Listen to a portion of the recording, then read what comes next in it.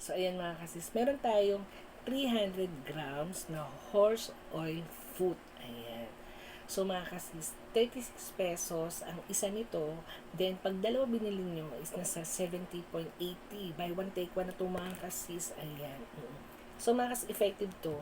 Kung yung mga paa nyo ay merong mga bitak-bitak, so ito yung i-apply nyo sa inyong paa. O, oil to, para siyang lotion, itong product na to, and then lalambot ang inyong sako.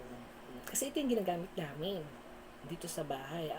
Lalo na si pinsan, bitak-bitak talaga yung sako niya. And then ganun din yung sa akin. Hindi naman ganun kalala, pero ito talaga yung tinesting namin. And then ngayon, ang aking paa ay hindi na bitak-bitak. At saka hindi medyo pinkish-pinkish na siya. Malaking tulong tong horse oil foot.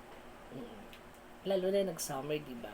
So, sa sobrang init, yung mga paa natin nagbibitak-bitak. And then mga kasisa, nakakaya maglakad sa kalsada, lalo kasi nielas kasi makita yung paa mo may bitak, di ba? So ito yung ginamit namin ngayon dahil maganda na yung paa ko, wala nang bitak. More on sinelas ang ginagamit ko mga sis. So ito, effective siya. Check nyo po dyan sa akin showcase. So nasa 70.80 lang po ang horse oil foot mga kasis. Ayan. Silip na mga sis.